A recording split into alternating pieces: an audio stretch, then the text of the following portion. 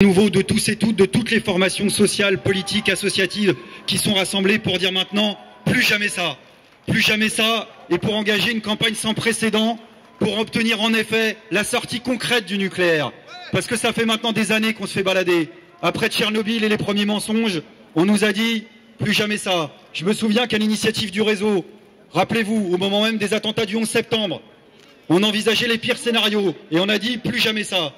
Et en réalité, on a été dans toujours plus de nucléaire, avec la France en tête à l'échelle planétaire de ce poison invisible, de cette matière dangereuse qui est devenue en plus une marchandise, comme jamais. Où aujourd'hui, Nicolas Sarkozy, il y a encore quelques mois, était le meilleur VRP des centrales nucléaires, allait les vendre dans le monde entier. Et c'est bien ça le problème. Donc aujourd'hui, en quelques mots, notre mot c'est d'abord de la solidarité. Pour le peuple japonais, pour les travailleurs, ça a été dit, parce que c'est d'abord les travailleurs de ces centrales qui sont d'abord les premières victimes de la saloperie qu'est le nucléaire.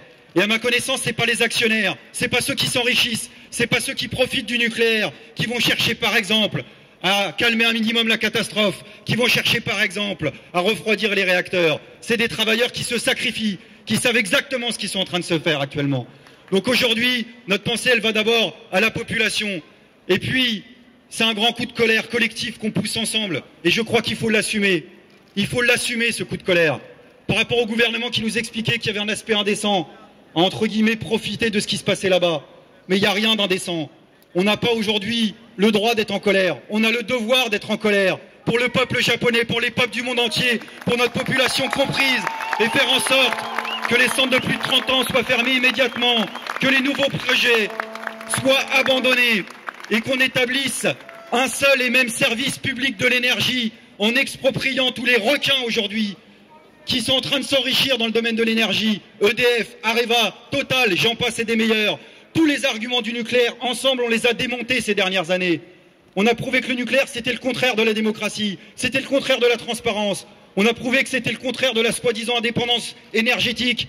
Je rappelle que des groupes comme Areva font la pluie et le beau temps dans les groupes comme le Niger, que l'uranium, on va l'extraire, qu'il n'y a rien d'indépendant là-dedans, qu'au contraire, c'est un des supports des pires politiques impérialistes qu'on puisse connaître actuellement dans le monde, cette politique-là. Donc ce débat, il faut le mener tous et toutes ensemble, au plus vite, par tous les biais où on pourra prendre la discussion sur le nucléaire, y compris, parce qu'on n'en parle toujours pas assez, des déchets dont on ne sait toujours pas quoi faire.